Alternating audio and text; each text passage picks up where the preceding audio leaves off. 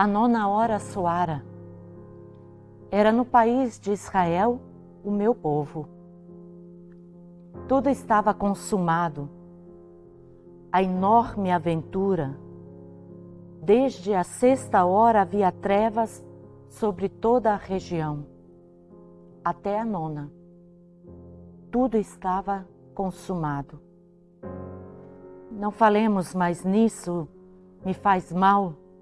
Essa incrível descida de meu filho entre os homens, nos homens.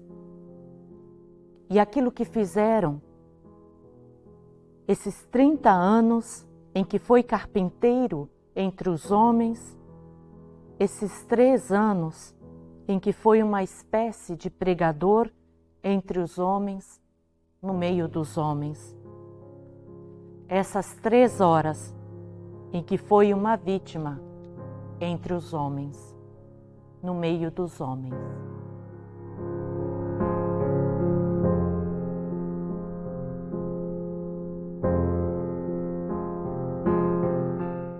Era a 9ª hora, por volta da 9ª hora, meu filho soltou um grito que não se apagará.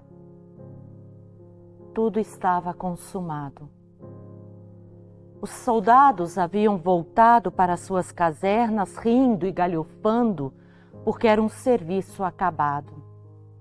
Uma guarda a menos para montar. Só um centurião permanecera e alguns homens. Uma pequena patrulha para guardar esse patíbulo sem importância, onde estava pendurado o meu filho. Só algumas mulheres ficaram e talvez também alguns discípulos, não se sabe ao certo.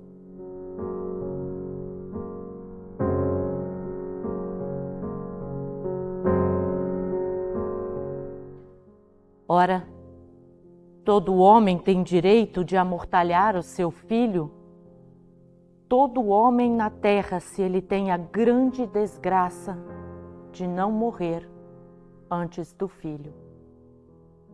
E eu só, com os braços atados por essa aventura, eu só, nesse minuto, pai como tantos pais, só eu não podia amortalhar o meu filho.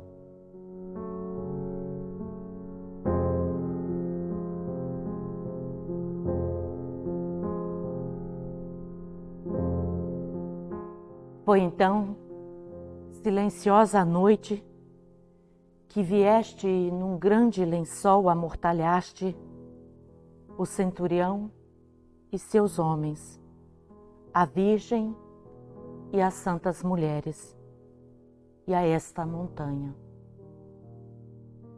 E José de Arimateia já vinha com os seus homens.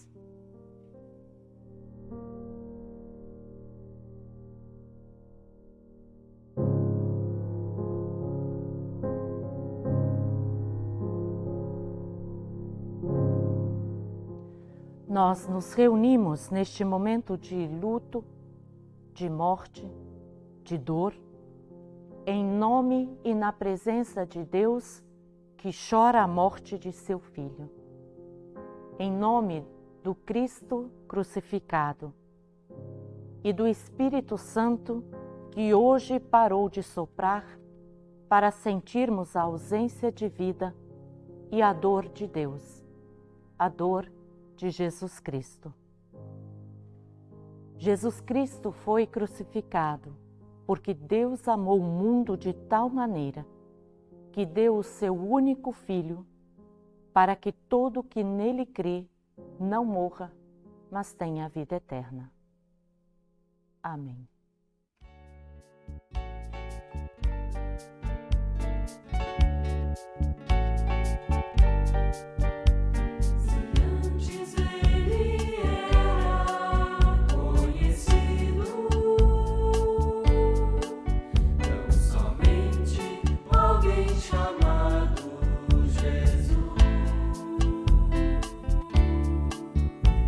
Agora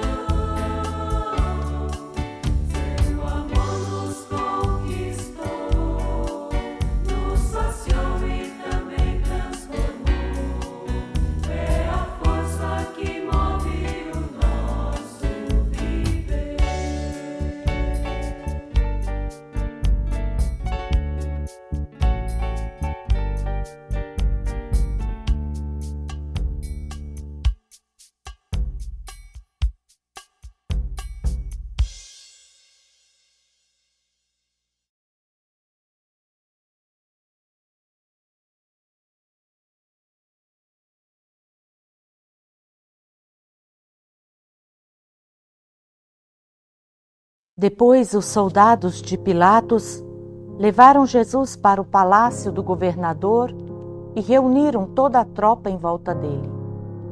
Tiraram a roupa de Jesus e o vestiram com uma capa vermelha. Fizeram uma coroa de ramos cheios de espinhos e a puseram na sua cabeça. E colocaram um bastão na sua mão direita. Aí começaram a se ajoelhar diante dele e a caçoar, dizendo: Viva o Rei dos Judeus! Cuspiam nele, pegavam um bastão e batiam na sua cabeça. Depois de terem caçoado dele, tiraram a capa vermelha e o vestiram com as suas próprias roupas. Em seguida o levaram para o crucificarem.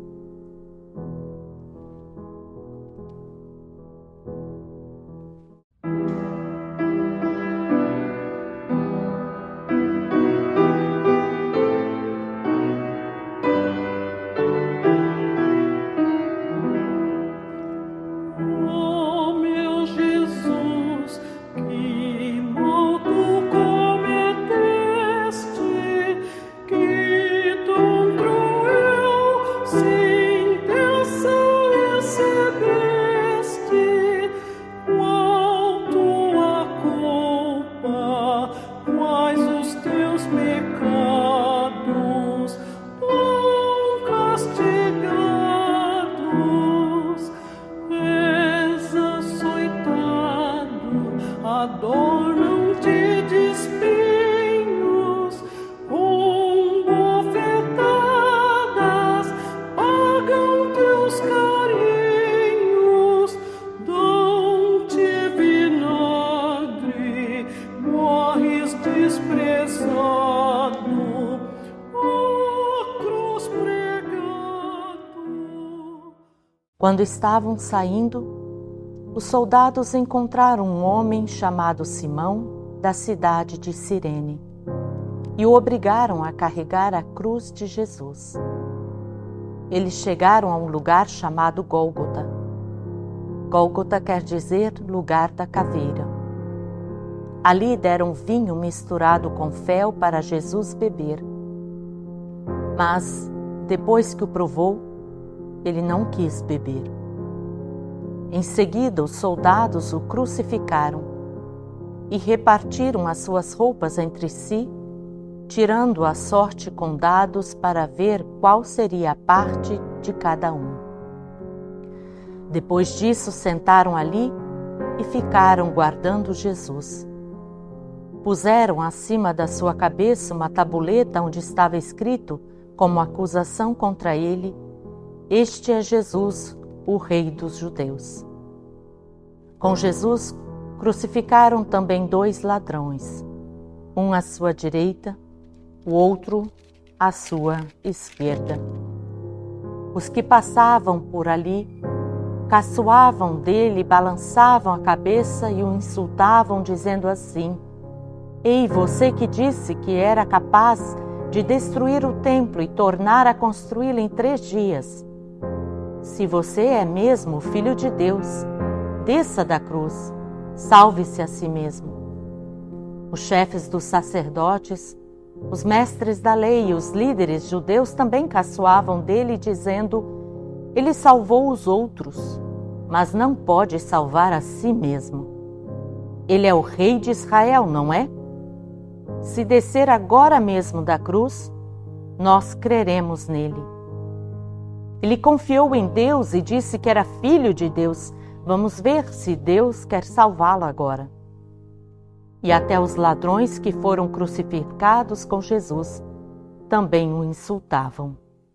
Por que motivo foste maltratado? Foi minha culpa, foi o meu pecado. Meu Jesus, causei as tuas dores, teus amargores. Oh, que castigo singular e estranho, o bom pastor morrer por seu rebanho. Paga ao Senhor a culpa dos criados já condenados. Ao meio-dia, começou a escurecer e toda a terra ficou 3 horas na escuridão. Às 3 horas da tarde, Jesus gritou bem alto: "Eli, Eli, lema sabachthani." E essas palavras querem dizer: meu Deus, por que me abandonaste?" Algumas pessoas que estavam ali ouviram isso e disseram: "Ele está chamando Elias." Uma dessas pessoas correu e molhou uma esponja em vinho comum, pôs na ponta de um bastão e deu para Jesus beber. Mas outros disseram: "Espere, vamos ver se Elias vem salvá-lo." Aí Jesus deu outro grito forte e morreu. Morre Jesus, que andava em reta estrada, e o pecador que é mau não sofre nada.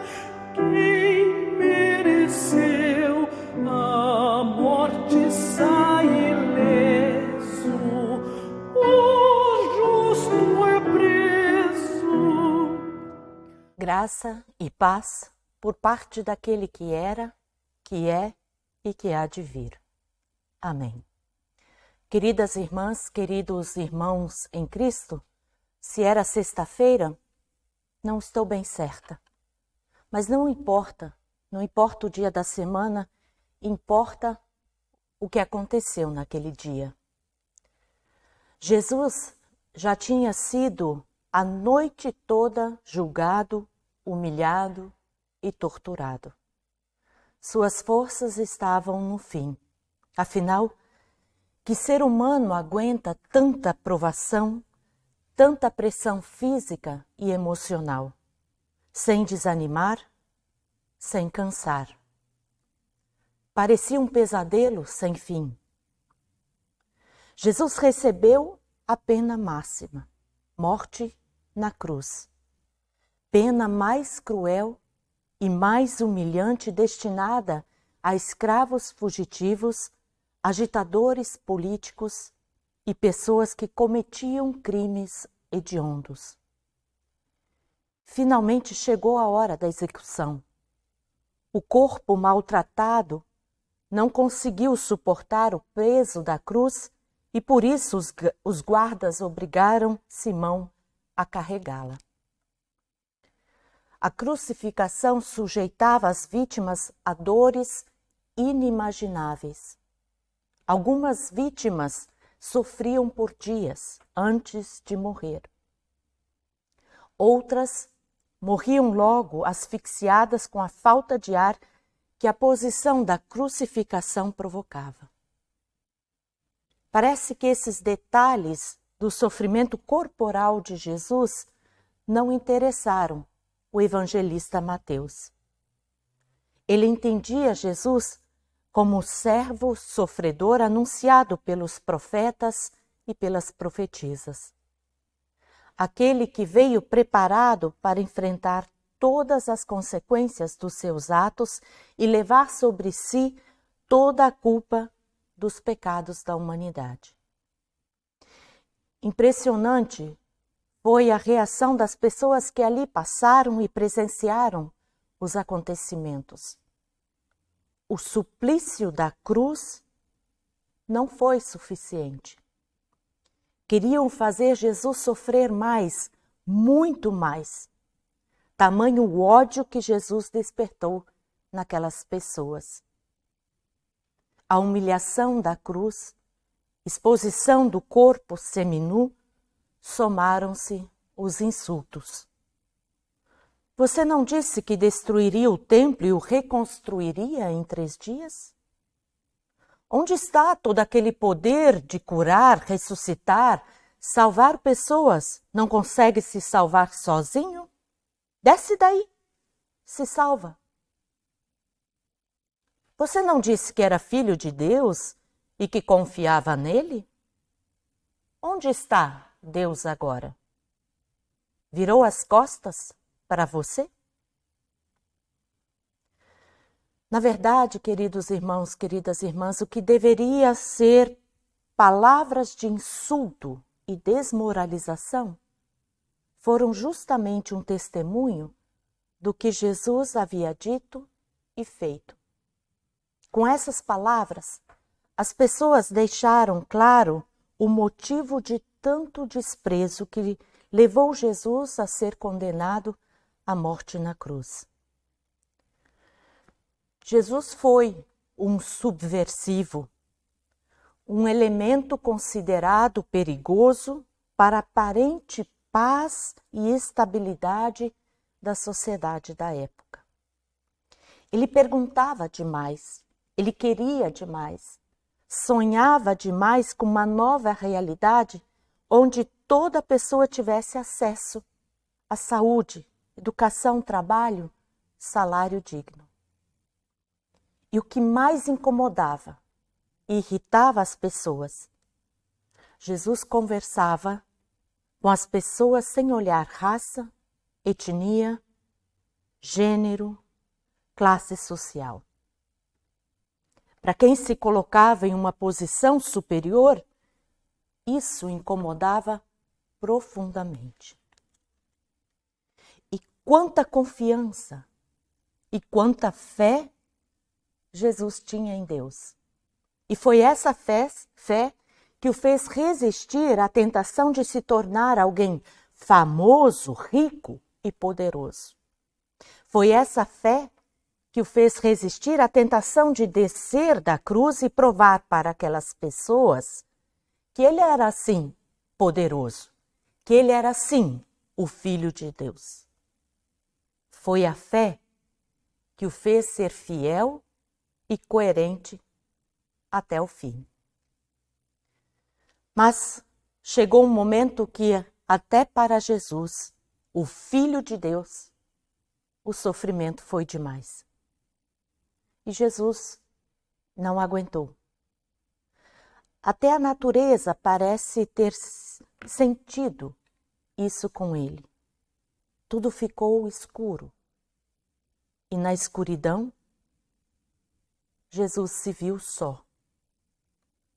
Jesus se viu na mais completa solidão. Não sentia a presença de Deus. E expressou toda essa dor, todo o medo, toda a solidão com um grito: meu Deus, por que me abandonaste?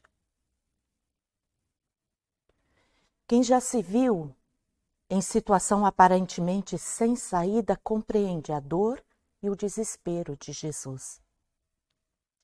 A escuridão que tomou conta daquele lugar é símbolo do vazio, do desespero, da impotência que nos domina em situações extremas e que nos impedem de raciocinar. A dor, o sofrimento, as sensações e emoções são tão intensas que nós perdemos o sentido da realidade. Já não conseguimos reagir.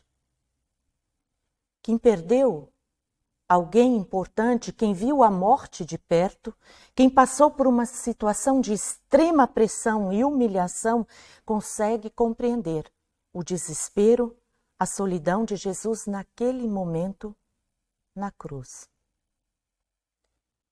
O que fazer? Só resta gritar: meu Deus, por que me abandonaste? E Deus ouve, e Deus acolhe esse grito com carinho e profundo respeito. E responde. Não da forma como nós imaginamos descendo do céu forte, poderoso, mostrando que tudo sabe e tudo pode. Não. Não é assim que Deus vem ao nosso encontro. Ele não quer que nós nos sintamos incapazes e incompetentes de lidar com a nossa situação, não. Não é pena que Ele sente por nós, mas misericórdia. E misericórdia é um sentimento que vem do coração. Um sentimento que nasce da empatia, de alguém que é capaz de se colocar no lugar de quem sofre, de quem clama. E esse encontro devolve a dignidade, ajuda a mobilizar forças para levantar e devagar seguir adiante. Na cruz, quando o sofrimento ficou insuportável, até mesmo para ele, Jesus clamou, Jesus gritou, implorou pela presença de Deus. Sentiu que sozinho ele não podia mais. E ao clamar, ao gritar, ele sentiu a presença de Deus. Jesus sentiu que Deus estava junto, bem junto dele. E por ter sentido essa presença tão intensa de Deus, Jesus pôde dizer: em tuas mãos entrego o meu espírito, como nos testemunha o evangelista Lucas. Jesus morreu. Para as pessoas que o seguiam, para aquelas mulheres que observavam tudo e que choraram ao ver o que havia acontecido, parecia o fim. O fim de todos os sonhos, o fim de todos os planos. E agora? O que fazer? Para onde ir? Como seguir adiante? Também aquelas pessoas experimentaram a solidão, a ausência de Deus. Sexta-feira Santa ou Sexta-feira da Paixão, meus irmãos, minhas irmãs, é dia de refletir sobre a ausência de Deus. Refletir e sentir essa ausência em sua, em minha, em nossa vida. Como é isso? Como nos sentimos? Sexta-feira Santa é estar de mãos vazias e de coração vazio e sentir-se na mais absoluta solidão e escuridão. Se sentir no inferno. E sentir que até mesmo no inferno Deus está. Sim, isso nos afirma também Martim Lutero, nosso reformador. Ele diz: Deus nos alcança no inferno de nossas vidas, de nossos medos, de nossas cruzes. Deus nos alcança no inferno de nossas vidas, de nossos medos, de nossa cruz. E por isso, Sexta-feira Santa não é dia de festa, não é dia de alegria, não é dia de barulho. É dia de silêncio e de reflexão. Dia de olhar para a cruz e refletir sobre as cruzes presentes em nossa vida e no mundo. Dia de suplicar a Deus e sentir intensamente a sua presença. E assim como fez Jesus, entregar a Ele o nosso espírito, entregar a Ele a nossa vida. Amém. E que a graça e o amor de Deus, que superam todo o nosso entendimento, guardem nossos corações, mentes e lábios em Cristo Jesus. Amém.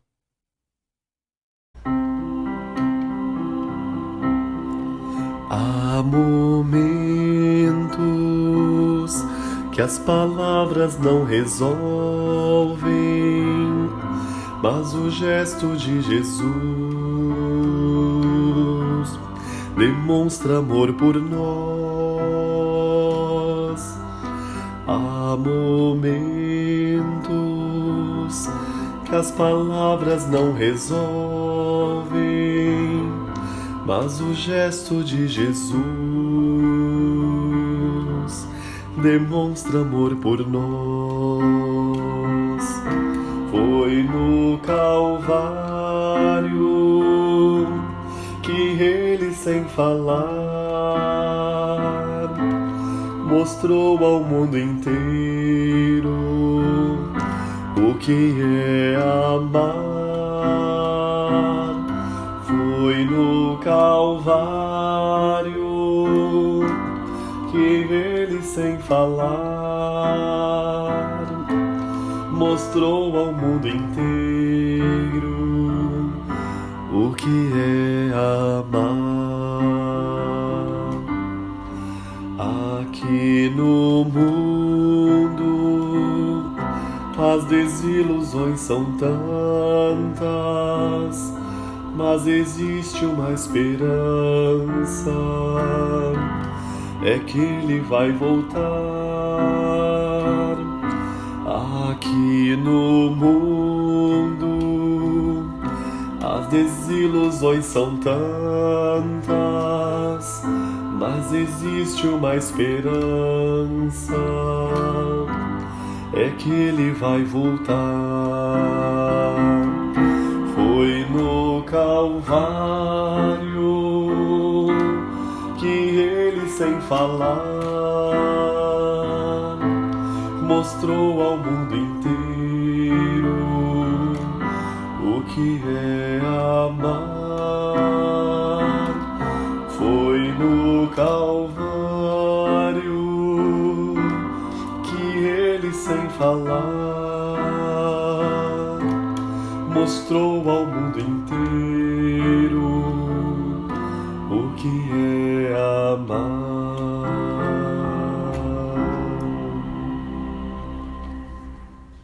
Senhor Deus, a escuridão reina neste dia. Tudo está consumado. Jesus foi pendurado no madeiro e depois de um grito entregou para ti o seu espírito. O Messias foi enviado por ti e foi por nós morto. E temos dificuldade de aceitar e compreender isso, Senhor. Temos dificuldade de lidar com essa tristeza que a tua morte provoca. Para nós seria melhor não lembrarmos do grande sofrimento e da enorme dor, da profunda tristeza e humilhação que te causamos. Ao nosso ver, mais poder tu demonstrarias se tivesses derrotado seus inimigos e tomado o poder. Mas essa não era a tua vontade. Tomar o poder à força, usar de violência, não provoca mudança de comportamento, não nos torna pessoas melhores. Pelo contrário, desperta em nós o que de pior temos, o que de pior somos. Deus de misericórdia, perdão por nosso descaso, por nossa despreocupação com relação a esse dia especial. Perdão pelo descaso e despreocupação com a situação do mundo, com o próximo e a próxima. Perdão pelas pessoas que crucificamos hoje com nosso preconceito, nossa raiva, nossa mágoa e nosso descaso. Reconhecemos que não somos diferentes daquelas pessoas que zombaram de Jesus pendurado na cruz. Reconhecemos que somos pessoas pecadoras, tão pecadoras, que não somos dignas de estar em tua presença e receber o teu perdão. Mas confiantes no teu amor, nós intercedemos. Intercedemos, nosso Deus, pelo mundo. Doença e morte ameaçam a vida de teus filhos e de tuas filhas. E como se não bastasse a ameaça pelo coronavírus, conflitos armados, exílio, pobreza e fome contribuem para o agravamento da nossa situação. Dos 4 cantos do mundo ouve-se o clamor: meu Deus, por que me abandonaste? Sabemos, Senhor, que é infinito o teu amor e que assim como escutaste o grito desesperado de Jesus, escutas também o nosso clamor. E que assim como estiveste junto com Jesus, tu também ao nosso lado estás. Sê Deus com quem está doente. Fortalece e cura seus corpos fragilizados pela doença. Sê com os familiares dessas pessoas, dando-lhes a paciência para cuidarem, atentando também para a sua própria saúde. Sê com quem chora a perda de um ente querido. Milhares de famílias choram a morte de mais de um membro, vítimas da Covid-19. Enxuga dos olhos toda lágrima e sê consolo e fortaleza para essas pessoas.